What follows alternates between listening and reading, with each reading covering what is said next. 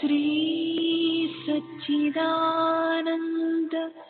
सद्गुरु साईनाथ महाराज की जय। सद्गुरु श्री साईनाथुनि शरद बाबूजी की जय। సాయి వంటి దైవంబు లేడోయి లేడోయి, ప్రజలందరి నోట సాయి నామం పలకాలి, సర్వత్రా సాయి రూపం రంజిల్లాలి, ముజ్జగాలు సాయి మహిమతో ముప్పిరిగొనాలి. సాయి పదరవళులు మన హృదయ కుహరంలోని నిశ్శబ్ద నిషీధిలో ప్రతిధ్వనించాలి. ప్రణవనాద వీచికల్లా సాయి జ్ఞాన సౌరభాలు సర్వత్రా వ్యాపించాలి. ఆ సుజ్ఞాన సౌరభాల ఆస్వాదనలో మన మనసులు మత్తెక్కాలి. సాయి ప్రేమామృత ధారలు అంతటా నిరంతరం వర్షించాలి. ఆ ప్రేమామృత ధారలలో తడుస్తూ, ఆ జ్ఞాన సౌరభాల మత్తులో ఆనందంగా నర్తిస్తూ సాయి వంటి దైవంబు లేడోయి లేడోయి అని అందరూ ఏకకంఠంతో గానం చేయాలి. అదే నా ఆశ, ఆశయం, ఆకాంక్ష. అదొక మధుర స్వప్నం. ఆ స్వప్న సాఫల్యం కోసం శ్రీ సాయినాథుని అనన్య ప్రేమతో, ఆర్ద్రతతో ప్రార్థించటమే మనం చేయగలిగింది, చేయవలసింది. శ్రీ బాబూజీ.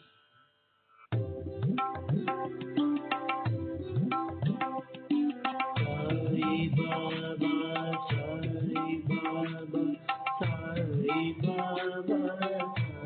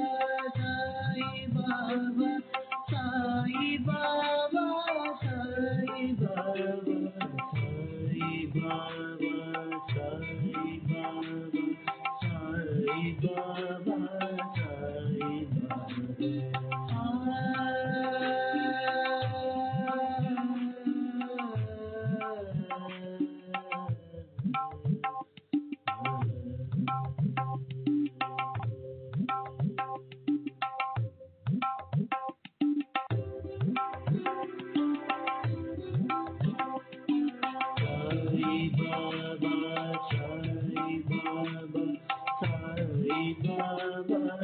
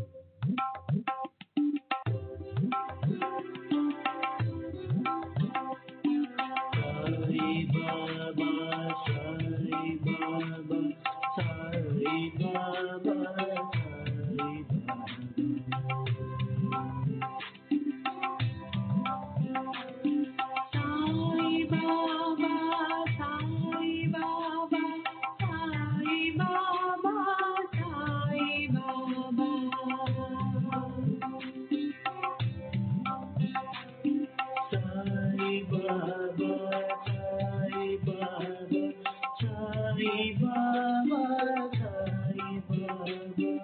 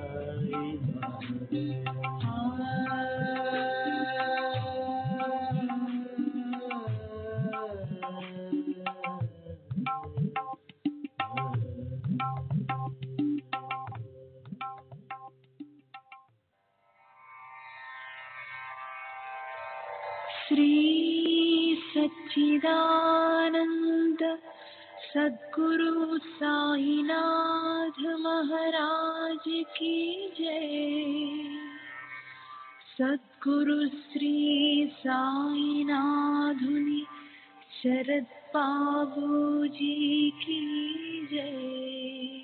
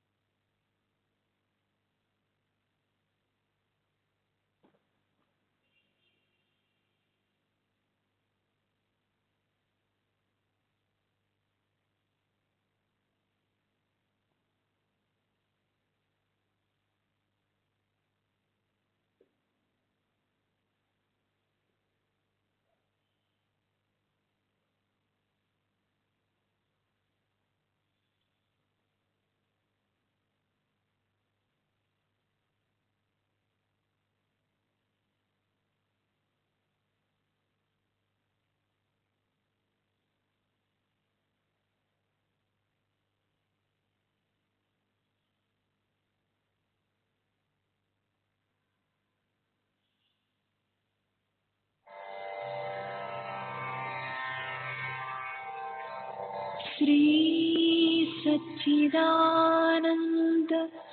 सद्गुरु साईनाथ महाराज की जय। सद्गुरु श्री साईनाथुनि शरद बाबू जी की जय।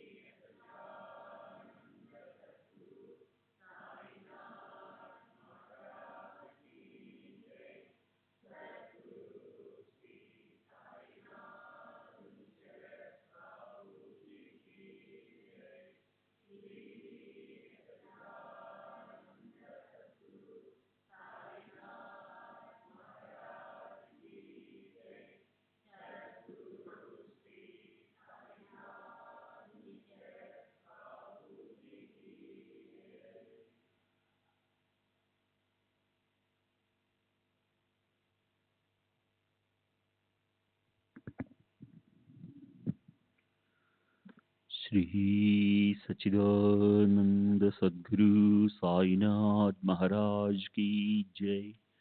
सद्गुरु श्री साईनाथ शरद बाबू जी की जय।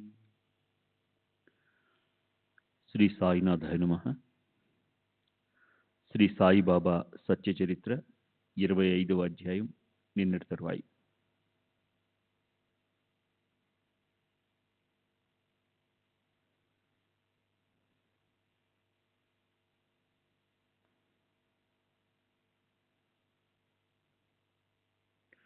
సరే, ఈ బాబా మాటలు ఆయన దేహదారుడుగా ఉన్నప్పటివి. కానీ ఆ తరువాత దేహత్యాగానంతరం కూడా తమ వాణి మహిమను స్వయంగా ఆయన నిశ్చయంగా చెప్పారు. నేనొకవేళ మరణించినా నా మాటలు ప్రమాణంగా తీసుకోండి. నా ఎముకలు నా సమాధి నుంచి మీకు ధైర్యాన్నిస్తాయి. నేనే ఏమిటి, నా సమాధి కూడా మీతో మాట్లాడుతుంది. దానికి అనన్యంగా శరణు వెళ్ళే వారితోనే అది ఉంటుంది.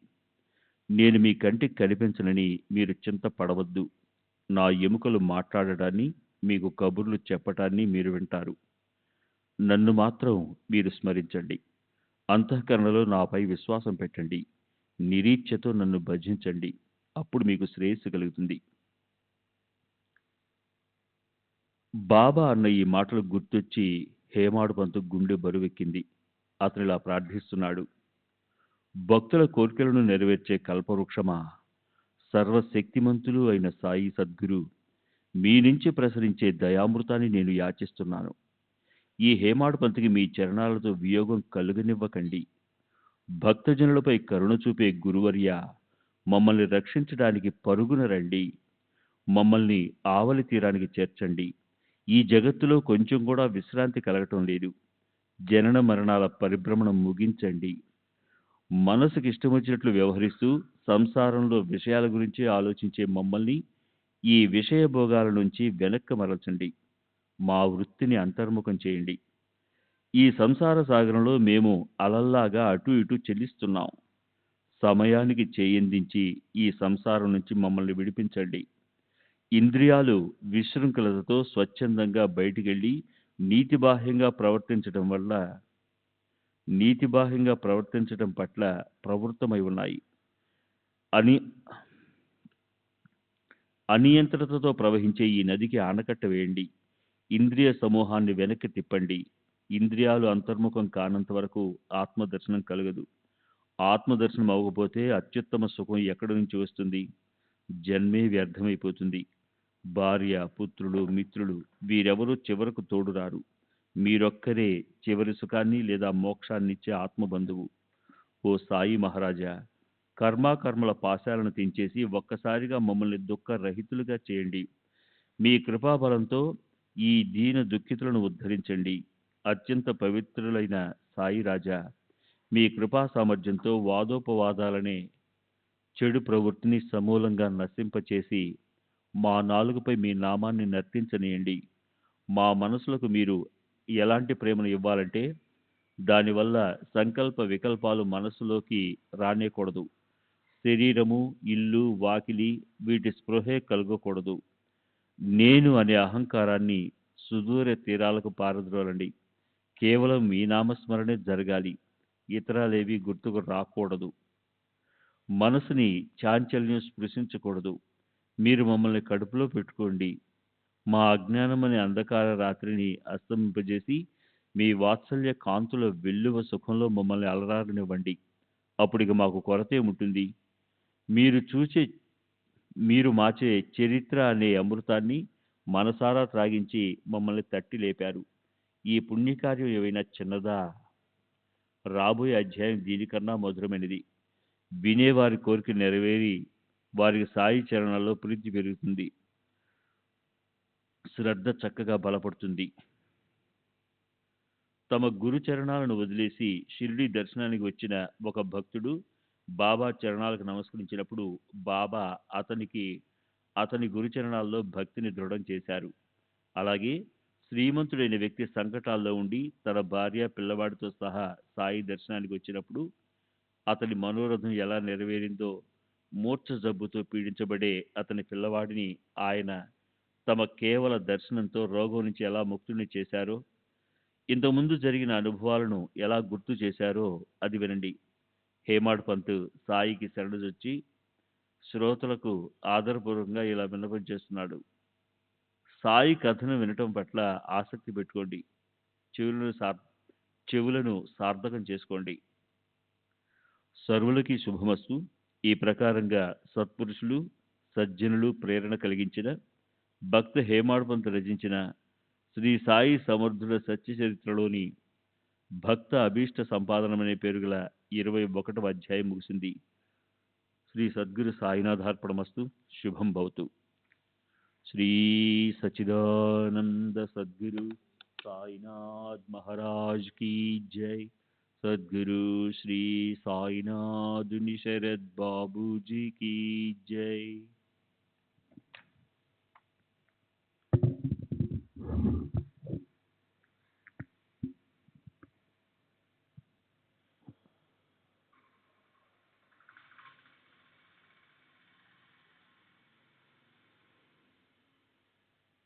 ఇరవై 5వ అధ్యాయానికి పరిపూర్ణ వివరణ. పై అధ్యాయంలోని 94వ ఓవిలో బాబా దాము అన్న కోసం కొలంబోలో పెట్టిన మామిడి పండ్ల గురించి తిని చావమను అన్న ఆశ్చర్యకరమైన చెడు మాటలకు ఎందుకన్నారు? దాని అర్థం ఏమై ఉంటుంది? దీనికి వివరణ చెన్నైకి చెందిన కీర్తిశేషులు నరసింహస్వామి గారు తాను వ్రాసిన లైఫ్ ఆఫ్ సాయిబాబా 3వ సంపుటి 3వ అధ్యాయంలో అందమైన పద్ధతిలో ఇచ్చారు. చావు అనేది శారీరకమైనది కాదు, ఆధ్యాత్మిక దృష్టికి సంబంధించిన మరణమని తెలుసుకోవాలి. ఈ మరణము అంటే పెళ్లి తర్వాత ఒకరి వెనుక ఒకరు సంతత జనన మరణాల వల్ల, ఇతర బాధ్యతల వల్ల కలిగే చింతల వల్ల, సంసారంలో మొల్లొత్తున దిగబడిపోయినందువల్ల కలిగే భ్రమ లేదా ప్రమాదము. సనత్ కుమారుడు సనత్ సుజాతీయంలో అంటాడు, ప్రమోదో మృత్య రహిం రహిం భ్రా విమి. ప్రమాదాన్నే మృత్యువు అంటారు. హేమట్ పంత్ కూడా 52వ అధ్యాయంలో ఓవిలో దీన్నే చెప్పారు. మోహం మిథ్య జ్ఞానానికి కారణమవుతుంది. దానివల్లే ఆత్మస్వరూపం ధ్యానంలోకి రాదు. దానివల్ల సర్వ అనార్థాలకు మూల కారణమైన జన్మ మరణాలనే పరిభ్రమణ ఉత్పన్నమవుతుంది. మోహం అంటే మిథ్య జ్ఞానం. అనాత్మ అంటే ఉదాహరణకి శరీరము, మనస్సు, ఇంద్రియాలు మొదలైనవి. ఆత్మే అని భావించి అభిమానం పెట్టుకోవటాన్ని విద్వాంసులు మృత్యువు అంటారు. సాయిబాబాకు తమ భక్తులు ప్రపంచంలో చిక్కుకొని పరమార్థాన్ని నిర్లక్ష్యం చేయటం ఇష్టం లేదు. అర్ధార్థి అంటే ధనమో లేక సంసారంలోని ఇతర సుఖ సాధనాలను ప్రాప్తింపచేసుకోవటానికో భక్తి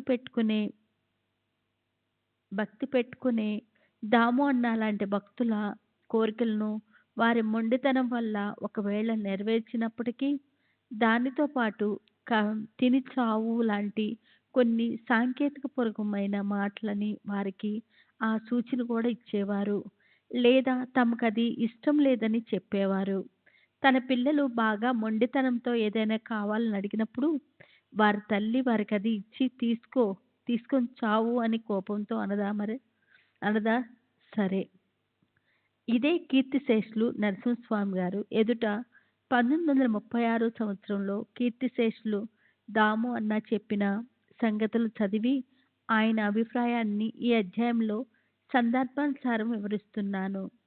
శ్యామ కొలంబోలో 4 కాదు 8 మామిడి పండ్లు పెట్టాడు. బాబా చిన్నపిల్లలని బాగా ముద్దు చేసేవారు. వాళ్ళని ఆయన తమ చుట్టూ పెట్టుకొని తినటానికి తినుబండారాల ప్రసాదమిచ్చి వారిని ఎంతో గారాబం చేసేవారు. అప్పుడప్పుడు బాబా చెప్తున్నా వినకుండా ఏవైనా ఖాద్య వస్తువులను తీసుకొని మసీదు నుంచి వారు పారిపోయేవారు. కానీ బాబా వారు చేసే అల్లరిని పట్టించుకునేవారు కాదు. కొలంబోలోని గుమగుమలాడుతూ నోరూరించి చక్కటి ఆ పళ్ళను చూసి పిల్లలు బాబాని వాటినిమ్మని అడగసాగారు. దానికి బాబా వారితో ఇలా అన్నారు, అవి దాము సేట్ కోసం పెట్టినవి. పిల్లలు ఇలా అన్నారు, అతనైతే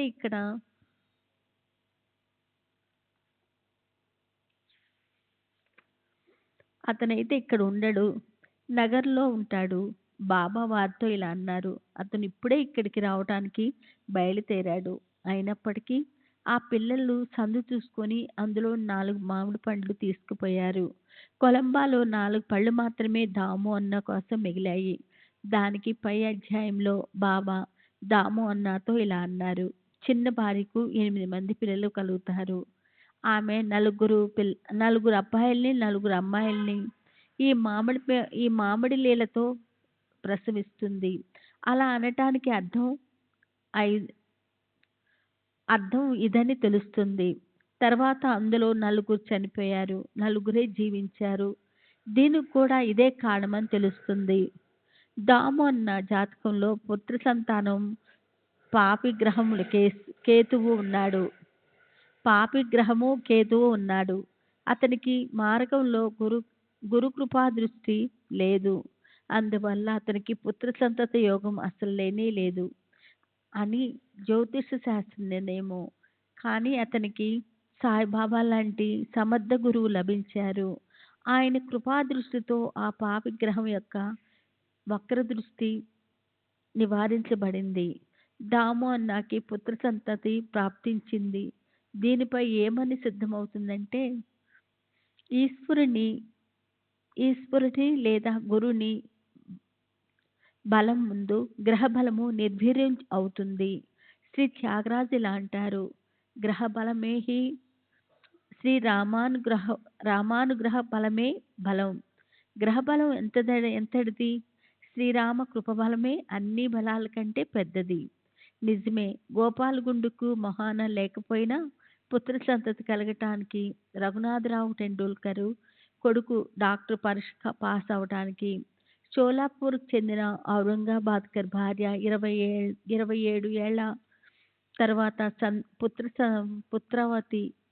పుత్రవతి అవటానికి కారణము గురుకృప కాక మరేమిటి? దీని మీరు బాబాకున్న అసామాన్యమైన సమర్థమని అంటారా, లేక ఆయన త్రికాల జ్ఞానమని అంటారా, లేక ఆయన సత్య సంకల్ప సిద్ధి అంటారా? బాబా మాటలు నిశ్చయంగా ఎంతో నిజం. ఇది మాత్రం ముమ్మాటికి నిజం. సాయి నోటి నుంచి వచ్చిన అక్షరాలు ఖచ్చితంగా బ్రహ్మ లిఖితాలే. దాము అన్న బాబాపై పెట్టుకున్న భక్తి ప్రాపంచిక శ్రేయస్సు కోసమే కనుక అతని ఈ రెండు కథలు మనకి ప్రాపంచికం గురించే మంచి పాఠాలు నేర్పుతాయి. మానవులు డబ్బు మరి ఎక్కువగా సంపాదించాలన్న లోభం పెట్టుకోకూడదు. ఉత్తమ పద్ధతిలో ధనం సంపాదించాలి. ధనం లేకపోతే ఈ జగత్తులో ఏమీ చేయలేం. 4 పురుషార్థాల్లో అర్థం రెండో స్థానంలో ఉంటుంది. ఈ పురుషార్థం గురించి మన శాస్త్రాలలో చెప్పబడి ఉంది. కానీ వెంటనే అది బాగా సంపాదించాలని పట్టాలాంటి ప్రమాదకరమైన వ్యవహారాల్లో తలదూర్చడం అంటే బాబాకి ఇష్టం లేదు. మనకున్న ఆహారము మనకు చాలు. భిక్ష కోసం పరిగెత్తవద్దు. బాబాని మనం ఏదైనా ఒకటి అడిగినప్పుడు అది చాలా రోజుల దాకా లభించకపోతే మనము బాబాపై అలుగుతాం. అలా చూసి మనమే ఆయనపై భక్తిని కూడా వదిలేస్తాము. ఇది మూర్ఖత్వము. బాబా త్రికాల జ్ఞాని.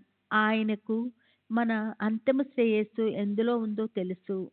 మనం పిల్లలు పుట్టాలని కోరుకున్నప్పుడు వారు వెంటనే మరణించినా, లేదా అంగవైకల్యంతో పుట్టినా, లేదా పెళ్ళయ్యాక వృద్ధాప్యంలో బాధలు పెట్టినా అప్పుడేం ప్రయోజనం? గురువుని ప్రాపంచిక విషయాల గురించి ప్రత్యక్షంగానో లేదా ఆయన ఫోటో ముందో చీటీలు వేసో సలహాని ఎప్పటికీ అడగకూడదు. ఒకవేళ అడిగితే ఆయన ఆజ్ఞ ప్రకారం తూచా తప్పకుండా వ్యవహరించాలి. ఆయన ఆజ్ఞ మన కోరికకు విరుద్ధంగా ఉన్నా సరే పత్తి లేదా ధాన్యాలపైన వ్యాపారము చేయవద్దన్న బాబా సలహాని దాము అన్న విన్నాడు. కనుకే అతనికి అన్యాయం జరగకుండా శ్రేయస్సు కలిగింది. సద్గురువుపై అనన్య శ్రద్ధ ఉండాలి. ఆయన ఏమైనా చేస్తే అది పైకి ఎంత విచిత్రంగా అపాయకరంగా ఉన్నప్పటికీ ఆ రకంగా వ్యవహరించడానికి మనం భయపడకూడదు. బాబా దాము అన్నకి మామిడి పండ్లు తిని చావు అన్నా కూడా దాము అన్న ఆ మామిడి పండ్లనే స్వీకరించాడు. చిన్నవారికి అవి తినడానికి ఇచ్చాడు. కనుక అతనికున్న పుత్రప్రాప్తిపై కోరిక నెరవేరలేదా? శ్రీ సచ్చిదానంద సద్గురు సాయినాథ్ మహారాజ్ కీ జై. సద్గురు శ్రీ సాయినాథుని శరత్ బాబూజీకి జై.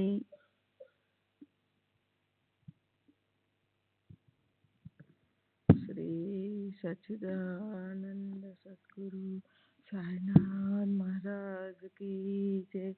సద్గురు శ్రీ సాయినాథుని శరత్ బాబూజీకి జై.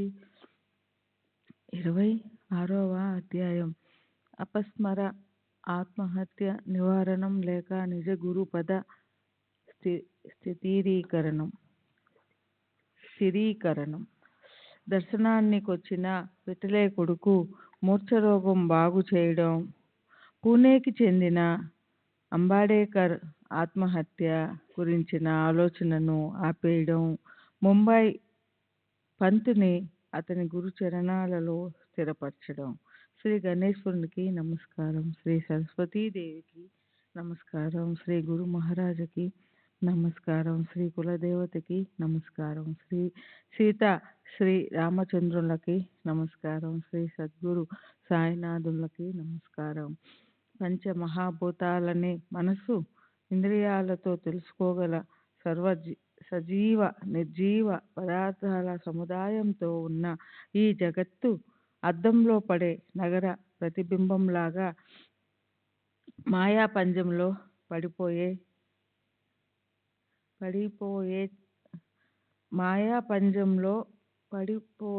చిత్రమే. వాస్తవానికి ఈ విశ్వం అసలు ఉత్పన్నం కాలేదు. అయినప్పటికీ ఈ జగత్తు ఆ ఆత్మస్వరూపంలో స్థితమై ఉంది. సజీవ నిర్జీవాలతో ఉత్పన్నమైనట్లు కనిపిస్తుంది. అద్దంలో కనిపించేవన్నీ నిజానికి అందులో ఉండవు. నిద్రలో మనో ప్రవృత్తిననుసరించి దృశ్యాలు కనిపిస్తాయి, కానీ మేలుకున్న తర్వాత అవి నశించిపోతాయి. ఏకనాథ భాగవతం 2వ అధ్యాయంలో చూడండి. ఒకానొక నిద్రిస్తున్న వ్యక్తి స్వప్నంలో తన మనస్సుతో జగత్తుని కల్పించినట్లు అలా కనిపించే ఈ జగత్తు కేవలం మిథ్యే. జాగ్రత్తావస్థ ప్రాప్తిస్తే స్వప్నంలో అనుభవించిన సంసారం కరిగిపోతుంది. సద్గురువు నుంచి మహా వాక్యోపదేశం అయితే అభేద జ్ఞానం అనే ఆనంద ప్రకాశం ప్రకటమవుతుంది. చూడండి 10వ అధ్యాయం OV 67. నియమిత గురువుతో సఖ్యమేర్పడితే ద్వైతమంతా పోయి ఐక్యత కలుగుతుంది. ఆయన తత్వమసి అనే మహావాక్యానికి సాక్ష్యాన్ని చూపిస్తారు. జగత్తు అస్తిత్వం ప్రకటమవడానికి ఆధారభూత సత్త కేంద్రము ఈశ్వర స్వరూపి అయిన గురువు అనే ఆత్మ ప్రసన్నమైనప్పుడే ఈ ఆత్మానుభవం కలుగుతుంది. ఈ ఆత్మ రూపం స్వయం ప్రకాశము సత్స్వరూపము అయి ఉంది. అది నిజానికి పంచమహాభూతాల మాయా కౌతుకం ఆడే ఆటే. బ్రహ్మ నుంచి గరిక పోచ వరకు విస్తరించిన ఈ పంచమహాభూతాత్మకమైన జగత్తు సర్వము కల్పితమే. ఇది కేవలం మాయా యొక్క దృశ్యమే. దాని నిజమైన స్వరూపం తెలియకపోవటం వల్ల త్రాటిని సర్పంగా, పూలమాలగా లేదా మనుల మాలగా, దుంగగా, నీటి ప్రవాహంగా పొరపాటు పడతాం. అలాగే ఆత్మ యథార్థ జ్ఞానం లేకపోవటం వల్ల ఆత్మలో ఈ జగత్తు విస్తరించి అస్తిత్వంలో ఉన్నట్లు కనిపిస్తుంది. గురు ఉపదేశంతో మేలుకొనే సమయం వస్తే తత్వజ్ఞానంతో పరమేశ్వరుని యథార్థ జ్ఞానంతో మాయామయమైన దృశ్యం నశించిపోతుంది. గురు అనే ధాతువు యొక్క తృతీయ పురుషులో ఏకవచనం యొక్క రూపం అంటే గృహ్ణాతి. దీని అర్థం మనసులో పెట్టుకుంటే శిష్యుడికి తత్వజ్ఞానం ఉపదేశించడానికి గురువు ఒక్కరే ఈ జగత్తులో సమర్థులని గుర్తొస్తుంది. గుకారచ రంచ గుణాతీతం రుకారం రూపవర్ణితం గుణాతీత స్వరూపం చ ఏదవత్ యోదద్యాత్ సగురుం స్మృతః. గురుగీత 46వ శ్లోకం. గురు అనే శబ్దంలో గు అనే అక్షరం గుణాతీత స్వరూపానికి నిదర్శనంగా ఉంటుంది. రు అనే అక్షరం రూపాతీత స్వరూపానికి నిదర్శనంగా ఉంటుంది. గుణానికి రూపానికి అతీతంగా అంటే నిర్గుణ నిరాకార స్వరూపాన్ని ప్రాప్తింపచేసేవారు లేదా సాక్షాత్కారం కలిగించే వారినే గురువు అంటారు. కనుక సాయిబాబాకి ఇలా విన్నపం చేస్తున్నాను. నా బుద్ధి ఆత్మ పరాయణురాలై నిత్యాలలోని భేదాన్ని తెలుసుకునేలా చేయండి. విషయ సుఖాలను త్యాగం చేయడానికి తత్పరమై ఉండేటట్లు చేయండి. నేను సారా విచారాలు లేని మూర్ఖుణ్ణి. అవిద్య అనే తెరతో కప్పబడి సర్వదా మూర్ఖత్వంతో కల్పన చేసేవాడినై ఉన్నాను. కనుకే నాకు ఈ సమస్య వచ్చింది. బాబా, గురువు, వేదాలు చెప్పిన మాటల్లో నేను అచంచల విశ్వాసాన్ని పెట్టేలా చేయండి. అప్పుడు నా మనసు అద్దంలా స్వచ్ఛమవుతుంది. అందులో ఆత్మజ్ఞానోపదేశ ముద్ర స్పష్టంగా పడుతుంది. మనసుకి బాగా అర్థమవుతుంది. ఓ సద్గురు సాయినాథా, ఈ జ్ఞానంలోని యథార్థ సత్యంను నాకు తెలియజేయండి. ఎందుకంటే అనుభవం లేకుండా నోటికొచ్చినట్లు వాగితే పరమార్థం ఎలా సాధించబడుతుంది? కనుక బాబా, మీ ప్రభావంతో ఈ జ్ఞానాన్ని ప్రత్యక్షంగా శరీరంతో అనుభవింపచేయండి. అప్పుడు సాయుధ్యముక్తి, జీవాత్మ పరమాత్మలో విలీనం అవడం సహజంగా ప్రాప్తిస్తుంది. కృపతో నాకు ఈ దానం చేయండి. దానికోసం దేవా సద్గురు సాయి, నేను మీ చరణాలలో నా దేహాభిమానాన్ని అర్పిస్తాను. ఇక నుంచి మీరే అన్నీ చూసుకోవాలి. నా అహం నా దగ్గర లేదు. నా దేహాభిమానం మీరు తీసుకోండి. అప్పుడు నా సుఖ దుఃఖాల జ్ఞానం నాకు ఉండదు. మీ ఇష్టం వచ్చినట్లు సూత్రాన్ని నడిపి నా మనసుని బంధించండి. లేదా నా అహంకారాన్ని స్వయంగా మీరే తీసుకొని సుఖ దుఃఖాల అనుభవాన్ని కూడా మీరే తీసుకోండి. నాకు దాని గురించిన చింత వద్దు. ఓ పూర్ణకామ సాయినాథ, మీకు జయకారాలు. మీ పట్ల నా భక్తిని ఉంచండి. సర్వ శుభ గోష్ఠికి నివాస స్థానమైన సాయినాథ, నా ఈ చంచల చిత్తాన్ని మీ పాదాల దగ్గర శాంతింపజేయండి. మీరు తప్ప మాకు హితాన్ని బోధించే వారెవ్వరు? మా దుఃఖాన్ని దూరం చేసి మా మనసుకి తృప్తి ఎవరు కలిగిస్తారు? బాబా, షిరిడి అదృష్టం వల్ల మీరిక్కడికి వచ్చారు. ఆ తర్వాత మీరిక్కడే ఉండిపోయారు. ఈ స్థానాన్ని తీర్థక్షేత్రంగా చేశారు. షిరిడి పుణ్యం ధన్యం. సాయి కృపావంతులై ఈ స్థానాన్ని తమ వాస్తవ్యంతో అలంకరించి దాన్ని అదృష్టవంతురాలిగా చేశారు. ఓ సాయినాథ, మీరే నాకు ప్రేరకులు. నా వాణిని నడిపించేది మీరే అయినప్పుడు మరి మీ గుణగానాన్ని చేయడానికి మధ్యలో నేనెవరిని? అన్ని పనులు చేసేది చేయించేది మీరొక్కరే. మీతో నిత్య సహవాసమే మాకు వేదాంతాల అభ్యాసం. మీ చరిత్ర శ్రవణమే మాకు పురాణ గ్రంథ పారాయణం. ఒక్క క్షణం కూడా వృధా కానీయకుండా అదే పనిగా మీ నామాన్ని జపించడమే మా నిత్య ధ్యానం. ఇదే మాకు తృప్తి. ఈశ్వర భజనకి విముఖులమై సుఖం మాకు అవసరం లేదు. అంతకన్నా పరమార్థానికి బాధాకరమైన అధఃపతనం ఎక్కడ ఉంటుంది? ఆనందాశ్రువులే కాచిన వేడి నీరు. వాటితో మీ పాదాలు కడుగుతాము. గుండెల నిండా పొంగి పొరలే శుద్ధ ప్రేమే చందనం. దాంతో మీ దేహానికి లేపనం పెడతాము. ఉత్తమ పద్ధతిలో ఉండే చెక్కు చెదరని శ్రద్ధే మిమ్మల్ని ఆచ్ఛాదించే వస్త్రం. దాన్ని మీ దేహంపై వేస్తాము. బాహ్యోపచార పూజతో కాక ఈ మానసిక పూజా విధితోనే మేము మిమ్మల్ని సుప్రసన్నులుగా సుఖ సంపన్నులుగా చేసుకుంటాం.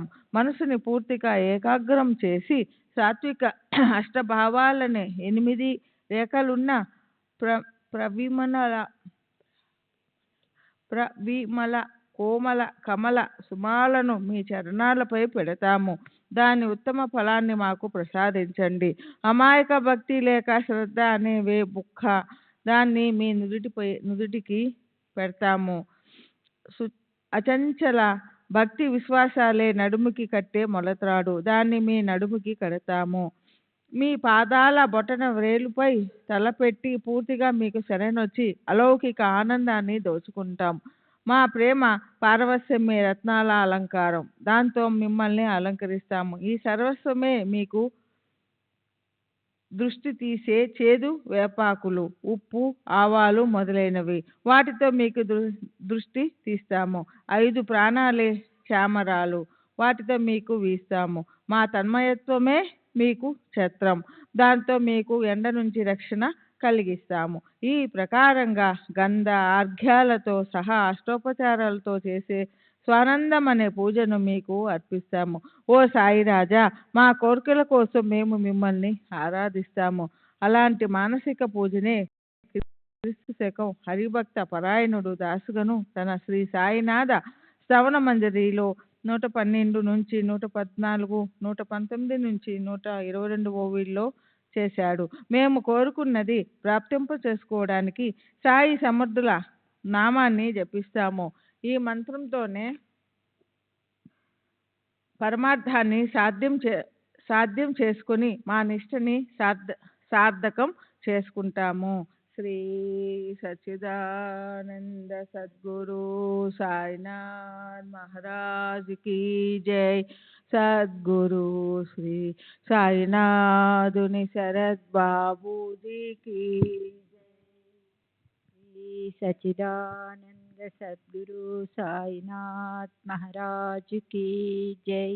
సద్గురు శ్రీ సాయినాథుని శరత్ బాబూజీ కీ జై. గత అధ్యాయంలో అత్యంత దయాపరులైన శ్రీ సాయి సమర్థులు తమ భక్తుల శ్రేయస్సు కోసం వారికి ఎలా శిక్షణ ఇచ్చేవారో చెప్పాను. ఇప్పుడు ఈ అధ్యాయంలో తమ దర్శనానికి వచ్చిన భక్తులను తిరిగి తమ మూల గురువు పాదాల్లో ఎలా స్థిరం చేసేవారో ఆ కుశలతతో ఉన్న కథని శ్రద్ధతో వినండి.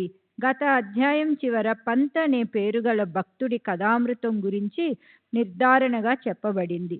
అందులోని తత్వం మనసులో స్థిరంగా ముద్రించుకోవటానికి బాబా అతనికి ఎలాంటి అనుభవాలని చూపారో, కళ్ళలో నిష్ఠ అనే అంజనాన్ని ఎలా పెట్టారో, తన గురు పాదాల్లో స్థిరంగా ఎలా చేశారో, మనస్సుని ఎలా శాంతింపచేశారో శ్రద్ధగా వినండి. ఓసారి పంత్ అనే పేరుగల ఓ భక్తుడు తన మిత్రుడితో కలిసి సాయి దర్శనం మీదున్న కోరికతో గొప్ప ప్రయత్నంతో షిరిడీ చేరాడు. అతను ఇదివరకే ఓ గురువు అనుగ్రహాన్ని పొంది ఉన్నాడు. తను గురువు చరణాల్లో అతని మనసు స్థిరమైంది. అసలు షిరిడీ తను ఎందుకెళ్ళాలి అని అతని మనసులో శంక కూడా ఉత్పన్నమైంది. కానీ యోహంలో ఉంటే మానవులకు అనుకోకుండానే అదృష్టం కలిసి వస్తుంది. పంత్ సాయి దర్శనానికి వెళ్ళే సమయం వచ్చింది. అది ఖచ్చితంగా సుఖకారకమైంది. మనం ఒకటి తలుస్తాం, కానీ ఈశ్వరుడి మనసులో మరొకటి ఉంటుంది. విధి ముందు ఏది పని చేయదు. అది ఎలాగో ప్రశాంత చిత్తంతో వినండి. షిరిడీకి యాత్ర చేయాలని నిశ్చయించుకుని కొంతమంది ఆనందంగా ఓ చోట కలిసి తమ ఇళ్ల నుండి బయలుదేరి రైలు బండిలో కూర్చున్నారు. ఈ భక్తులు బండిలో ఎక్కినప్పుడు అక్కడే అనుకోకుండా ఈ పంత్ కూడా కూర్చుని ఉన్నాడు. మాట్లాడుతూ ఉండగా వీరంతా షిరిడీకి వెళుతున్నారని పంతుకు తెలిసింది. ఆ భక్తుల్లో కొందరు పంతు స్నేహితులు. అందులో పంతు వియ్యంకుడు, వియ్యపురాలు కూడా, అనగా కూతురు లేదా కొడుకుకి అత్తమామలు ఉన్నారు. పంతు మనసులో అసలు ఆ ఆలోచన లేకపోయినా బలవంతంగా వాళ్ళు షిరిడీ రండి అని అడిగి అతన్ని ఒప్పించారు. మొదట పంతు తను వెళ్ళవలసిన చోటుకి టికెట్ కూడా కొన్నాడు. కానీ తరువాత అతని ఆలోచన మారిపోయింది. అతను విరార్ స్టేషన్లో దిగాడు. భక్తులు ముంబైకి వెళ్ళిపోయారు. పంతు కూడా తన గురువు అనుమతి తీసుకుని ఖర్చు కోసం అప్పు చేసి మిత్రుల మనసు నొప్పించకూడదని ముంబైకి వెళ్ళాడు. అప్పుడు అందరూ కలిసి ఆనందంగా షిరిడీ వచ్చారు. ఉదయం సుమారు 11 గంటలకి వారంతా మసీదుకి వెళ్ళారు. బాబా పూజ కోసం భక్తుల రద్దీ చూసి వారికి ఉల్లాసం కలిగింది. బాబా రూపం చూసి వారు ఎంతో ఆనందించారు. ఇంతలో పంతుకి కళ్ళు తిరిగి స్పృహ తప్పి పడిపోయాడు. అతని ప్రాణం నీరసపడింది. శరీరం చలనరహితంగా అయింది. అది చూసి అతనితో పాటు వచ్చిన వారికి చింత కలిగింది. వారి మనసు ఎంతో అశాంతికి లోనైంది. కానీ సాయిబాబా కృపాదృష్టి వల్ల ఆ భక్తుల సహాయంతో మొహంపై నీరు చల్లాక పంత్ స్పృహలోకి వచ్చాడు. పూర్తిగా అతను స్పృహలోకి వచ్చి నిద్ర నుంచి మేల్కొన్నట్లు కంగారుగా లేచి కూర్చున్నాడు. సాయిబాబా సర్వజ్ఞులు. పంతు మొదటే ఓ గురువుకి శిష్యుడు అని ఆయనకి తెలుసు కనుక అతనికి ధైర్యం చెప్పి బాబా అతని గురువు వద్దే స్థిరంగా ఉంచేశారు. ఎలాంటి సందర్భంలోనూ తమ స్థానాన్ని వదలకూడదు, అనగా ఆశ్రయ స్థానాన్ని వదలకూడదు. సదా సర్వదా తమ స్థానాన్ని అంటిపెట్టుకుని ఉండాలి. ఏకనిష్టతో సమస్త గురువుల ఐక్యతను గుర్తు పెట్టుకోవాలి అన్నారు. పంతుకి అదంతా బోధపడింది. తన గురువుని గుర్తు చేసుకుని సాయిబాబా కరుణని జన్మంతా గుర్తు పెట్టుకున్నాడు. అలాగే ముంబైకి చెందిన హరిశ్చంద్ర పితలే అనే ఓ వ్యక్తి తన కొడుకు మూర్ఛవ్యాధితో పీడించబడడంతో ఎంతో బాధపడిపోయాడు. దేశ విదేశాల్లో డాక్టర్లు అందరూ అయిపోయారు. కానీ ఏ ఉపాయము పనిచేయలేదు. అందరి ప్రయత్నాలు వ్యర్థమైపోయాక చివరికి సాధు సత్పురుషులు మిగిలారు. క్రీస్తు శకం 1910వ సంవత్సరంలో దాసగను కీర్తనలు ప్రారంభమయ్యాయి.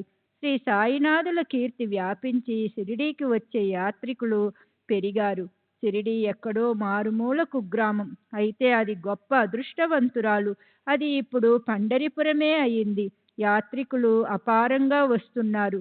సాయిబాబా తమ కేవల దర్శనంతోనూ లేదా కేవల హస్తస్పర్శతోనూ లేదా కేవల కృపా దృష్టితోనూ రోగాన్ని తొలగిస్తారని అనేకులకు అనుభవంలోకి వచ్చింది.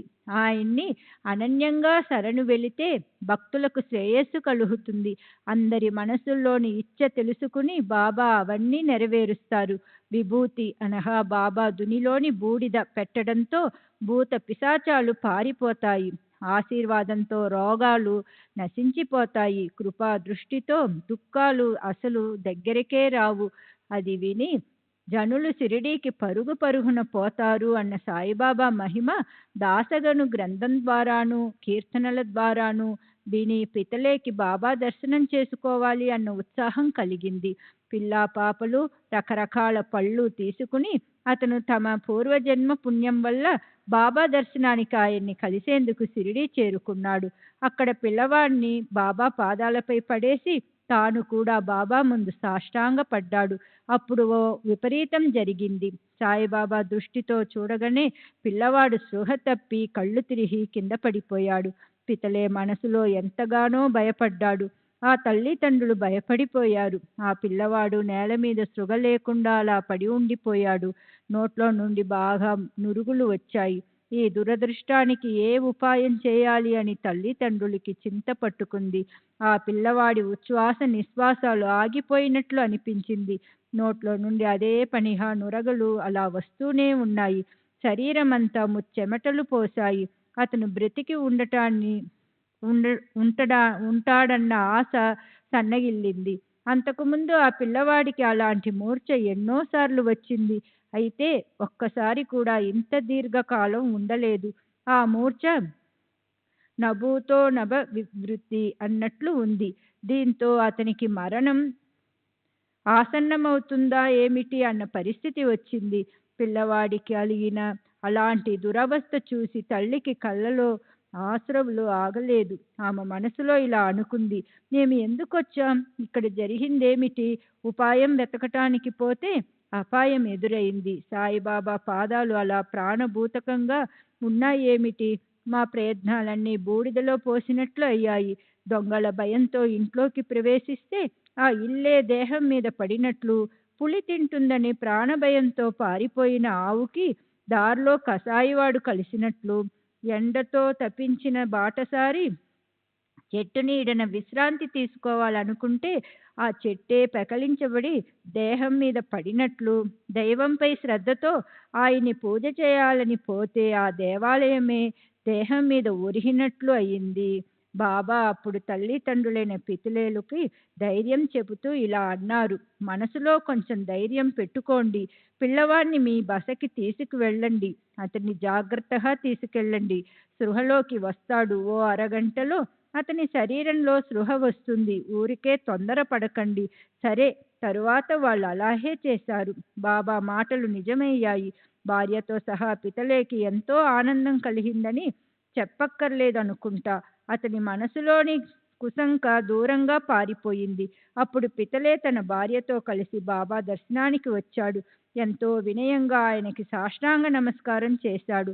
తన పిల్లవాడు లేవటం చూసి కృతజ్ఞతాపూర్వకంగా మనసులో ఆనందించిన అతను బాబా పాదాలు నొక్కుతూ కూచుండిపోయాడు. అప్పుడు బాబా మందహాసంతో అతన్ని ఇలా అడిగారు, ఇప్పుడు ఆ శంఖ కుశంకలు తరంగాలు ఆగిపోయాయా? అచంచల విశ్వాసంతో ధైర్యంగా ఉండేవారిని శ్రీహరి రక్షిస్తాడు. పితలే మొదటే శ్రీమంతుడు. గొప్ప కులంలో జన్మించిన అతను లోకంలో ప్రసిద్ధి చెందాడు. అతను బాబాకి పళ్ళు తాంబూలం అర్పించి అక్కడున్న వారికి మిఠాయి పంచారు. అతని భార్య ఎంతో సాత్వికురాలు. ఆమెది ప్రేమతత్వం, శ్రద్ధ కూడా ఎక్కువే. భావికురాలు కూడా. ఆమె బాబా వైపే తదేకంగా అలా చూస్తూ మసీదులో స్తంభం దగ్గర కూర్చునేది. బాబా వైపు అలా చూస్తుంటే ఆమె కళ్ళల్లో సుళ్ళు తిరిగిన ఆశ్రువులు చెక్కిళ్లపై దూసుకు ప్రవహించేవి. అదే విధంగా జరుగుతూ ఉంటే ఆమె ప్రేమలోని విశిష్టతను చూసి బాబా కూడా తమని తాము మరచిపోయేవారు. దైవంలాగానే సత్పురుషులు కూడా భక్తులకు ఆధీనంలో ఉంటారు. తమని అనన్యంగా భజించే వారిపై వీరు కృప చూపిస్తారు. సరే, ఆ భక్తులు తిరుగు ప్రయాణానికి సిద్ధమై మసీదుకి బాబా దర్శనానికి వచ్చారు. బాబా ఆజ్ఞను విభూతిని తీసుకుని బయలుదేరారు. ఇంతలో బాబా తమ జేబు నుండి 3 రూపాయలు తీసి పితలేని దగ్గరికి పిలిచి ఏమన్నారో వినండి. బాబు, ఇది వరకు నీకు నేను 2 రూపాయలు ఇచ్చాను. దాంతో పాటు వీటిని కూడా కలిసి పూజా మందిరంలో పెట్టు. వీటిని పూజిస్తే నీకు శ్రేయస్సు కలుగుతుంది. బాబా ప్రసాదం అంటూ పితలే ఆ రూపాయలను ఆనందంతో స్వీకరించాడు. బాబా పాదాలపై సాష్టాంగపడి అతనిలా అన్నాడు, మహారాజు, మాపై కృప చూపండి. పితలే మనసులో ఇలా అనుకున్నాడు, నేనైతే షిరిడీకి రావటం ఇది మొదటిసారి. మరి బాబా ఇలా ఎందుకంటున్నారో నాకు ఖచ్చితంగా అర్థం కావటం లేదు. బాబాని ఇంతకు ముందు నేను ఎన్నడూ చూడనే లేదు. మరి ఇది వరకు ఆయన నాకు 2 రూపాయలు ఇవ్వటమేమిటి? వారన్న ఆ మాటలకు అర్థం నాకు స్పష్టంగా తెలిసేది ఎలా? పితలేకి ఇది తెలుసుకోవాలని కుతూహలం పెరిగింది. కానీ బాబా అది తెలియనివ్వలేదు. ఆ అస్పష్టత అలాగే ఉండిపోయింది. మహాత్ములు సహజంగా ఏదో మాట్లాడినప్పటికీ వారి ఆ మాటలు నిజమే అయి ఉంటాయి. ఈ సంగతి పితలేకి తెలుసు. కనుక అతను ఆలోచనలో పడ్డాడు. కానీ ముంబైలో తమ ఇంటికి తిరిగి వెళ్ళిన తరువాత అక్కడున్న ఓ వృద్ధురాలి ద్వారా ఇతను తన జిజ్ఞాసను పోగొట్టుకున్నాడు. శ్రీ సచ్చిదానంద సద్గురు సాయినాథ్ మహారాజు కీ జై. సద్గురు శ్రీ సాయినాథుని శరత్ బాబూజీ కీ జై. ఆ వృద్ధురాలు పితలే తల్లి. సహజంగా షిరిడీ కబుర్లు చెప్తున్నప్పుడు 3 రూపాయల సంగతి బయటపడింది. అయితే దాంతో ఎలా సమన్వయం చేసుకోవాలో మొదట తెలియలేదు. కానీ తరువాత ఆలోచిస్తుంటే ఆ వృద్ధురాలికి గుర్తొచ్చింది. ఆమె పితలేతో ఇలా అంది, ఇప్పుడు నాకు నిజంగానే గుర్తొస్తోంది. బాబా అన్న మాటలు ఎంతో నిజం. ఇప్పుడు నీవు నీ కొడుకుతో షిరిడీకి వెళ్ళి బాబా దర్శనం చేసుకున్నావు కదా, అలాగే మీ నాన్న నిన్ను ఇది వరకు అక్కల్కోట తీసుకెళ్లారు. అక్కడి మహారాజు కూడా గొప్ప ప్రసిద్ధి చెందిన సిద్ధపురుషులు, సర్వజ్ఞులు, యోగులు, విద్వాంసులు, పరోపకారులు. మీ నాన్న కూడా పరిశుద్ధమైన ఆచరణ కలవారు. మీ నాన్న చేసిన పూజను స్వీకరించి ఆ యోగిరాజు ప్రసన్నులైనారు. ఆయన ప్రసాదంగా 2 రూపాయలు పూజార్చనలు చేయటానికి ఇచ్చారు. ఆ 2 రూపాయలు మన పూజలో ఉండేవి. మీ నాన్న ఎంతో శ్రద్ధగా నియమంగా వాటిని పూజించేవారు. ఆయన నిష్ఠ నాకొక్కదానికే తెలుసు. ఆయన అలా వ్యవహరించేవారు. ఆయన పోయిన తర్వాత ఆ పూజా సామాను పిల్లల ఆట వస్తువుల్లా అయ్యాయి. పిల్లలకి దైవం మీద శ్రద్ధ పోయింది. పూజ అంటే ఓ సిగ్గుపడే వ్యవహారంలా అయిపోయింది. పూజ కోసం చిన్నపిల్లల్నే నియమించటం జరిగింది. ఇక రూపాయల గురించి ఎవరు పట్టించుకుంటారు? అలా ఎన్నో సంవత్సరాలు గడిచిపోయాయి. ఆ రూపాయలు ఎక్కడో పోయాయి. వాటిని గురించి గుర్తు కూడా పూర్తిగా పోయింది. ఆ రూపాయలు రెండూ మాయమైపోయాయి. సరే, నీ అదృష్టం గొప్పది. సాయి రూపంతో అక్కల్కోట స్వామి మహారాజే ఆ మరుపు అనే ఆచ్ఛాదనను దూరం చేయటానికి, సంకటాలను నివారించటానికి మీకు కలిశారు. అయినా ఇక మీదట పొరపాటుగానైనా సరే మిథ్యాభావనను రానీయకు. మీ పూర్వజుల ఆచరణపై శ్రద్ధ పెట్టు. పొరపాటు పనులు చేయవద్దు. ఆ రూపాయలను పూజించి వాటిని మహాత్ముల ప్రసాదమని, వాటిని భూషణంగా భావించు. సాయి సమర్థులు ఈ చిహ్నాన్నే మీకు చెప్పి మీ భక్తిని మళ్ళీ జాగృతం చేశారు. తల్లి చెప్పిన ఈ మాటలు విని పితళే మనసుకెంతో ఆనందం కలిగింది. సాయిబాబా వ్యాపకత గురించి మనసుకి ఖచ్చితంగా తెలిసింది. దర్శనం సార్థకమైనట్లు అనిపించింది. తల్లి శబ్దరూప అమృతం పితలేలో నశించిపోయిన భావనను మేల్కొల్పింది. పశ్చాత్తాపమనే ప్రాయశ్చిత్తాన్ని కలిగించింది. కలగబోయే శ్రేయస్సును చూపించింది. సరే, అయిందేదో అయింది. మహాత్ములు జరగబోయే పని కోసం మేల్కొల్పారు. వారి ఉపకారానికి కృతజ్ఞుడై పితలే తన పనిలో సావధానుడైనాడు. అలాంటిదే మరో అనుభవం చెప్తాను. భక్తుల విశృంఖలము, అవిచారము అయిన మనోవృత్తిని బాబా ఎలా ఆపుతారో దాన్ని ప్రశాంత చిత్తంతో వినండి. గోపాలనారాయణ అంబాడేకర్ అనే పేరుగల సాయిబాబా శ్రేష్ఠ భక్తుడొకడు పూణేలో ఉండేవాడు. అతని కథను ఆదరపూర్వకంగా వినండి. ఇంగ్లీషు ప్రభుత్వంలో అబ్కారీ డిపార్ట్మెంట్ అంటే మాదక ద్రవ్య నిబంధన శాఖలో అతను ఉద్యోగం చేసేవాడు. 10 సంవత్సరాలు అయిపోయాక దాన్ని విడిచి అతను ఇంట్లో ఖాళీగా కూర్చున్నాడు. అతనికి విధి వక్రించి ప్రతికూలమైంది. రోజులన్నీ ఒకేలా ఉండవు. గ్రహదశ తిరిగింది. దాన్ని అనుభవించకుండా ఎవరు తప్పించుకోగలరు? మొదట్లో అతనికి ఠానే జిల్లాలో ఉద్యోగం ఉండేది. తరువాత విధివశాత్తు అతను జవహర్ వచ్చాడు. అక్కడ అధికారి అయ్యాడు. అక్కడే అతను నిరుద్యోగి అయిపోయాడు. ఉద్యోగం అంటే తామరాకు మీద నీటి బొట్టు లాంటిది, అశాశ్వతం. మళ్ళీ తిరిగి ఎలా లభిస్తుంది? అంబాడేకర్ ప్రయత్నాలు ఎంతగా చేసినా అతనికి ప్రయోజనం కలగలేదు. కనుక ఎవరికీ దాస్యం చేయకుండా స్వతంత్రంగా ఉండాలని అతను నిశ్చయించుకున్నాడు. దానికి తోడు ఆపదలు కూడా వచ్చి పడ్డాయి. అతను పూర్తిగా హతాశుడైనాడు. సంవత్సరాలు గడిచే కొద్దీ అతని ఆర్థిక పరిస్థితి దిగజారిపోయింది. ఆపదల మీద ఆపదలు వచ్చి ఇంట్లోని పరిస్థితి సహింపరాని విధంగా అయింది. ఆ ప్రకారంగా 7 సంవత్సరాలు గడిచాయి. ప్రతి సంవత్సరము అతను షిరిడీ వెళ్ళొస్తుండేవాడు. బాబా ముందు సాష్టాంగపడి రాత్రింబవళ్ళు ఆయనకి మొరపెట్టుకునేవాడు. క్రీస్తుశకం 1916వ సంవత్సరంలో అతనికి ఎంతో విరక్తి కలిగి ఇలా అనిపించింది. షిరిడీ వెళ్ళి ప్రాణాలు తీసుకోవాలనుకున్నాడు. ఈసారి కుటుంబంతో కలిసి 2 నెలలు షిరిడీలో ఉన్నాడు. ఓ రాత్రి ఏం జరిగిందో వినండి. దీక్షిత్వాద ఎదురుగుండా ఎడ్లబండిపై కూర్చున్నాడు. అంబాడేకర్ మనసులో ఆలోచన తరంగాలు ఎగిశాయి. అతనికి జీవితంపై విసుగు పుట్టింది. అతని మనసు ఉదాసీనంగా అయిపోయింది. ఈ బాధలు ఇక చాలు, వద్దు అనుకొని జీవించాలన్న ఆశను వదిలేసి విరక్తితో అంబాడేకర్ బావిలో దూకటానికి నిశ్చయించుకున్నాడు. దగ్గరలో ఎవరూ లేకుండా చూసి దుఃఖాన్ని దూరం చేసుకోవటానికి తన మనసులో కోరిక తీర్చుకోవాలని అతను నిర్ణయించుకున్నాడు. ఆత్మహత్య మహాపాపం, ఎంతో భయంకరమైనది. అయినా చనిపోవాలన్న తన ఆలోచనను అతను దృఢతరం చేసుకున్నాడు. కానీ ఈ జగత్తును నడిపించేవారు సాయిబాబా. ఆయన అంబాడేకర్ ఆలోచనను ఆపేశారు. అక్కడే 4 అడుగుల దూరంలో ఓ భోజన గృహం ఉంది. అది నడిపే అతను కూడా బాబా సేవకుడే. సగునుడు అప్పుడు ఇంటి గుమ్మం దగ్గరకు వచ్చి అంబాడేకర్ని ఇలా అడిగాడు. అక్కల్కోట మహారాజు గారి చరిత్ర ఎప్పుడైనా చదివావా? చూద్దాం, ఏం పుస్తకం అది అంటూ అంబాడేకర్ దాన్ని చేతిలోకి తీసుకున్నాడు. సహజంగా పేజీలు తిరగేసి మధ్యలో అతను చదవసాగాడు.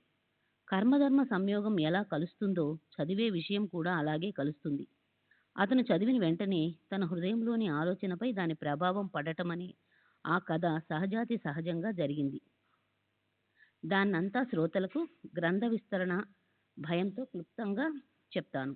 శ్రీ సచ్చిదానంద సద్గురు సాయినాథ్ మహారాజ్ కీ జై. సద్గురు శ్రీ సచ్చిదానంద సద్గురు సాయినాథ్ మహారాజ్ కీ జై. సద్గురు శ్రీ సాయినాథ్ నిసరత్ బాబూజీ కీ జై. అక్కల్కోటలో ఆత్మస్వరూపంలో నిమగ్నమై గొప్ప మహాత్ముడు స్వామి సమర్థ మహారాజు ఉంటున్నప్పుడు అనేక రోగాలతో బాధపడే భక్తుడొకడికి సహింపరాని కష్టాలు ప్రాప్తించాయి. రోగాల నుంచి ముక్తుడు కావాలని ఎన్నో రోజులు అతను మహారాజుని సేవించాడు. ఇప్పుడు ఆ కష్టాన్ని సహించలేకపోవటం వల్ల ఆ భక్తుడు ఎంతో ఉద్విగ్నుడైనాడు. ఆత్మహత్య చేసుకోవాలని నిశ్చయించుకుని రాత్రివేళ ఒక బావిలోకి దూకాడు. ఇంతలో స్వామి సమర్థ మహారాజు అక్కడికొచ్చి తన చేత్తో అతన్ని బయటికి తీసి అతనికి ఇలా ఉపదేశించారు. భోక్తృత్వం ప్రారబ్ధ వశాన అనుభవించటానికి వచ్చిన సుఖ దుఃఖాలు అంతా అనుభవించవలసి ఉంటుంది. మనం పూర్వకర్మను అనుసరించి వ్యాధులు, కుష్టు, క్లేశాలు, రోగాలు వస్తాయి. ఇవి పూర్తిగా అనుభవించక హత్య చేసుకుంటే దాని నుంచి ముక్తి ఎలా పొందుతావు? ఈ అనుభవం పూర్తి కాకపోతే మరు జన్మెత్తవలసి వస్తుంది. కనుక అలాగే కష్టాలను కొంచెం సహనంతో అనుభవించు. ఆత్మహత్య చేసుకోవద్దు. ఈ సమయోచితమైన కథను చదివి అంబేద్కర్ మనసులో విస్మయం చెందాడు. బాబా వ్యాపకత్వాన్ని చూసి తన స్థానంలో ఒక్కసారిగా హాయిగా కూర్చున్నాడు. ప్రారబ్ధం అనుభవించి తీరాలని బాబా సరైన సమయానికి సూచించారని అంబేద్కర్ మనసుకు తెలిసింది. ఆత్మహత్య అనే ఆ గొప్ప సాహసానికి అతను పూనుకోలేదు. ఈ దృష్టాంతం అశరీరవాణియే చెప్పిందని అంబేద్కర్కి అనిపించింది. అతనికి సాయి చరణాలలో ఆసక్తి కలిగింది. నిజంగానే సాయిబాబా అసంభవం అనిపించే సంఘటనలను సంభవం చేస్తారు. సగునుని నోటితో సాయి సంకేతాలు ఈ గ్రంథం ద్వారా లభించటం ఏ కొంచెం ఆలస్యమైన ప్రాణానికి ముప్పొచ్చేది. జీవితం మట్టిపాలయ్యేది. కుటుంబానికి భయంకరమైన నష్టం కలిగేది. భార్యకి అనర్థం వాటిల్లేది. పరమార్థాలు రెండు కూడా పోయేవి. గ్రంథాన్ని నిమిత్తంగా చేసుకుని బాబా సగునుడికి ప్రేరణ కలిగించి ఆత్మహత్య నుంచి అంబేద్కర్ మనసుని వెనక్కి మరల్చారు. ఈ ప్రకారంగా జరిగి ఉండకపోతే అంబేద్కర్ పాపం వ్యర్థంగా ప్రాణాలు పోగొట్టుకుని ఉండేవాడు. కానీ సాయి లాంటి తారకులున్న చోట చంపేవాడు మాత్రం ఎలా చంపగలడు? ఈ భక్తుడి తండ్రికి అక్కలకోట స్వామిపై భక్తి ఉండేది. అదే భక్తిని కొడుకుతో ఇక ముందు కూడా నడిపించాలని స్పష్టమైన బోధను బాబా అతనికి ఈ అనుభవ రూపంతో చేశారు. సరే, ఆ తరువాత మంచే జరిగింది. ఆ రోజులు కూడా గడిచిపోయాయి. అంబేద్కర్ జ్యోతిష్య శాస్త్రాన్ని కష్టపడి అభ్యసించాడు. దాని ఫలితం కూడా దక్కింది. సాయి కృపా ప్రసాదం పొందటంతో తరువాత మంచి రోజులు వచ్చాయి. జ్యోతిష్ శాస్త్రంలో ప్రావీణ్యత సంపాదించాడు. మునపటి దైన్యావస్థ నశించిపోయింది. గురుచరణాలలో ప్రేమ పెరిగింది. ఆరోగ్యం, క్షేమం, సౌఖ్యం కలిగాయి. సంసారంలో విశ్రాంతి, ఐశ్వర్యం లభించాయి. అత్యంత ఆనందం ప్రాప్తించింది. ఒకదాన్ని మించి ఒకటిగా అలా లెక్కలేనంతగా ఉన్న బాబా చమత్కారాలను చెప్తూ పోతుంటే గ్రంథం విస్తరిస్తుంది. కనుక కేవలం వాటి సారం మాత్రమే చెప్తున్నాను. హేమట్ పంత్ సాయిబాబాను శరణన్నాడు. రాబోయే అధ్యాయంలో శ్యామాకి బాబా విష్ణు సహస్రనామం అనే దాన్ని ఎలా ఇచ్చారు అన్న మధురమైన వర్ణన వస్తుంది. శ్యామ వద్ద వద్దంటున్న అతని మీద అనివార్యమైన ప్రేమ వల్ల బాబా బలవంతంగా అతనికి విష్ణు సహస్రనామాన్ని, దాని గొప్ప మహత్యాన్ని అందంగా చెప్పిస్తారు. ఇప్పుడు విచారపూర్వకంగా ఆ కథను వినండి. అనుగ్రహించే సమయం వస్తే శిష్యులకు అసలు ఇష్టం లేకపోయినా బాబా అనుగ్రహాన్ని ఇచ్చినట్లు తెలుస్తుంది. సద్గురువు దగ్గర అనుగ్రహించటం అనే పద్ధతి ఎంతటి అలౌకికంగా ఉంటుందో అది ఈ అధ్యాయంలో కనిపిస్తుంది. శ్రోతలు ఈ కథను ఆదరపూర్వకంగా వినాలి. సాయి సమస్త గుణాల నిధి, సకల శుభాలకు శుభం. ఆయన చరిత్ర పవిత్రం, పుణ్యకారకము. అదృష్టం ఉంటేనే అది వినటానికి ప్రవృత్తులు మవుతాము. సర్వులకు శుభమస్తు. ఈ ప్రకారంగా సత్పురుషులు, సజ్జనులు ప్రేరణ కలిగించిన భక్త హేమట్ పంత్ రచించిన శ్రీ సాయి సమర్థుల సచ్చరిత్రలోని అపస్మారము లేదా ఆత్మహత్య నివారణ లేక నిజ గురుపద స్థిరీకరణ అనే పేరుగల 26వ అధ్యాయం ముగిసింది. శ్రీ సద్గురు సాయినాథార్పణమస్తు. శుభం భవతు. శ్రీ సచిదానంద సద్గురు సాయినాథ్ మహారాజ్ కీ జై. సద్గురు శ్రీ సాయినాథుని శరత్ బాబూజీ కీ జై.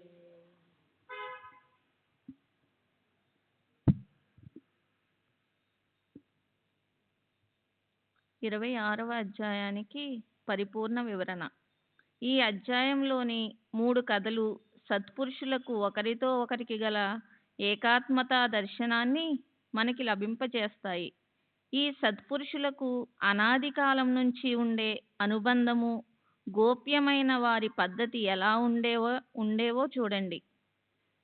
సమయం, సందర్భం కలిసొచ్చినప్పుడు తమకిష్టమైన ప్రదేశంలో తమ కార్యాలు పూర్తి కావడం కోసం ఈ సత్పురుషులు అవతరిస్తారు. అయితే వాళ్ళు పరస్పరం భిన్నంగా ఉండరు. వారుండే చోట్లు, సమయము, కార్యము వేరువేరుగా ఉన్నప్పటికీ ఒకరి మనోగతాన్ని మరో మహాత్ముడు తేలికగా కనుక్కుంటారు. వారందరూ ఆంతర్యంలో ఒక్కరే. మొదటిది పంతు కథలో సాయిబాబా పంతు గురువుతో ఏకాత్మత లేకపోతే ఆయన పంతుని గురుపుత్రత్వం అంటే ఓ గురువుకి శిష్యరికం ఇదివరకే స్వీకరించాడని తెలిసి ఉండేవారా? మన స్థానం వదలకూడదు అని ఉపదేశించి ఉండేవారా? రెండవది హరిశ్చంద్ర పితలే కథలో సాయిబాబాకి అక్కల్కోట్కర్ స్వామి సమర్థులతో ఉన్న ఏకాత్మత ఎంతో స్పష్టమైంది. బాబూ, ఇది వరకు నీకు నేను 2 రూపాయలు ఇచ్చాను. వాటితో పాటు వీటిని కూడా పూజించు. అలా పూజిస్తే మీకు శ్రేయస్సు కలుగుతుంది. మూడవది పూణేకి చెందిన అంబాడేకర్ కథలో కూడా బాబా అతనిచే భోజనశాల సగునుడికి యొక్క అక్కలకోట మహారాజు గ్రంథంలోని సరైన యోగ్య సందర్భాన్ని చదివించారు. అతని తండ్రికి స్వామి భక్తి ఉందని, ఇప్పుడు తను కేవలం స్వామి సమర్థులే అవటం వల్ల ఇది వరకు ఒక భక్తుణ్ణి బావిలో దూకి ఆత్మహత్య నుంచి తప్పించినట్లే ఇప్పుడు అంబాడేకర్ని రక్షించారు. తండ్రి చేసిన భక్తినే ముందుకు కొనసాగించమని చెప్పి అనుభవాన్ని ఇచ్చారు.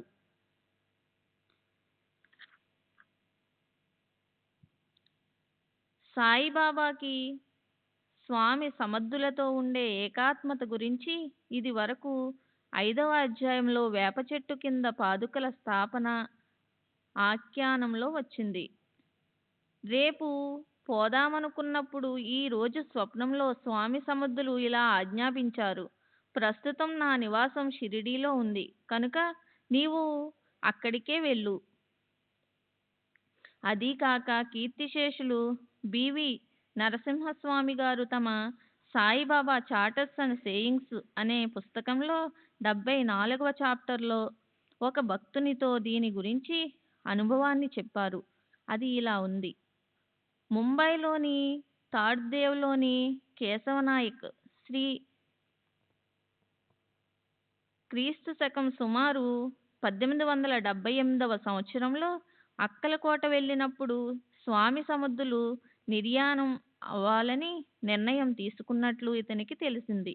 అప్పుడు అతను మహారాజుని ఇలా అడిగాడు. మహారాజ్, మీరు వెళ్ళాక మేము ఎవరిని ఆశ్రయించాలి? దానికి స్వామి అతనికి తమ పాదుకలను ఇచ్చి వాటిని పూజించమని చెప్పారు. అలాగే ఇప్పుడు నా అవతారం అహ్మద్నగర్ జిల్లాలో షిరిడీలో ఉన్నది. అక్కడికి నీవు వెళ్ళొస్తుండు. అక్కడే నీ భక్తిని నిలుపుకో. అప్పుడు నీకు నేను గుర్తుకు రాను. నీవు సుఖంగా ఉంటావు అని చెప్పారు. కేశవనాయక్ అప్పటి నుంచి షిరిడీకి ఎప్పుడూ వెళ్తూ వస్తూ ఉండేవాడు. స్వామి సమర్థులని ఆయన భక్తులు దత్తావతారంగా భావిస్తారు. అదేవిధంగా సాయిబాబాని కూడా మనం దత్తావతారంగా భావించి ఆయనకి హారతి ఇవ్వడంలో ఆశ్చర్యం లేదు. అవతీర్ణ జాలాసే స్వామి దత్తా దిగంబర హారతి సాయిబాబా. శ్రీ సచ్చిదానంద సద్గురు సాయినాథ్ మహారాజ్ की जय.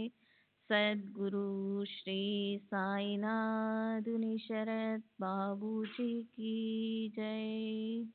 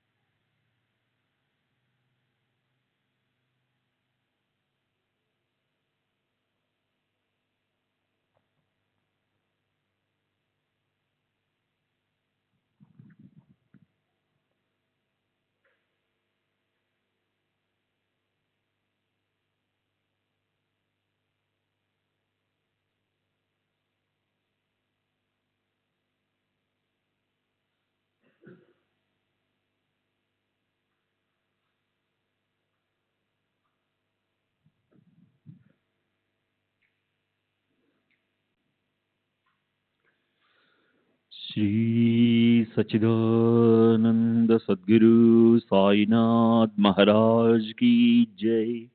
सद्गुरु श्री साईनाथ शरद बाबू जी की जय। साई रहम नजर करना, बच्चों का पालन करना। साई रहम नजर करना, बच्चों का पालन करना। जाना तुमने जगत पसारा, सब ही झूठ जमाना। जाना तुमने जगत पसारा, सब ही झूठ जमाना। साई रहम नजर करना, बच्चों का पालन करना। साई रहम नजर करना, बच्चों का पालन करना। मैं अंधा हूँ बंदा आपका, मुझसे पथ दिखलाना। मैं अंधा हूँ बंदा आपका, मुझसे पथ दिखलाना। साई रहम नजर करना, बच्चों का पालन करना।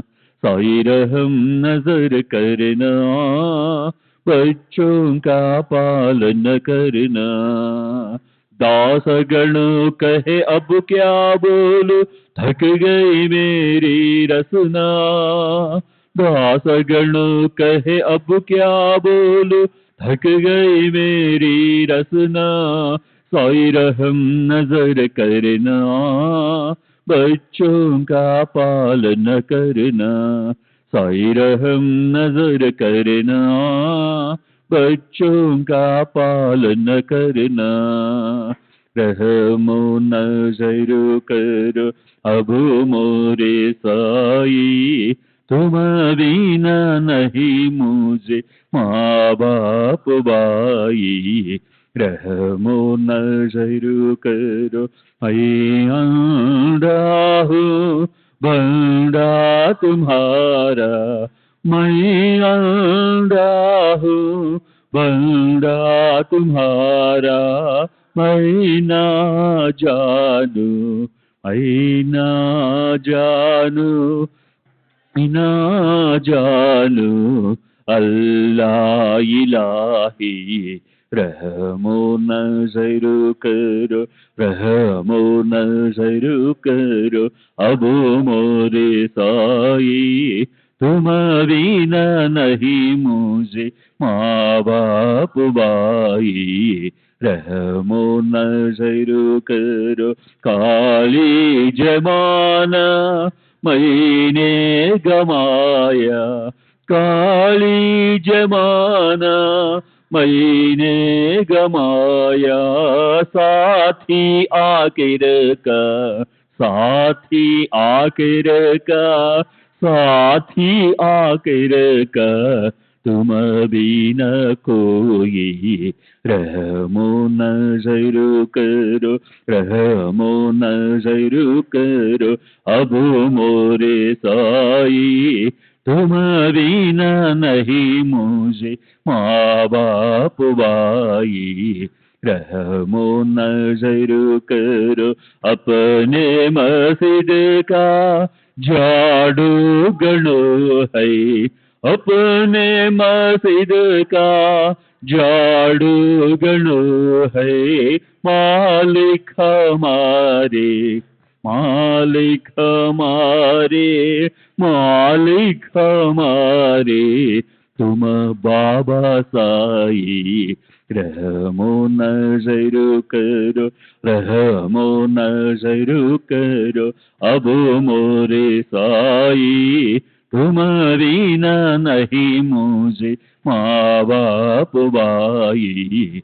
रहमो नजर करो।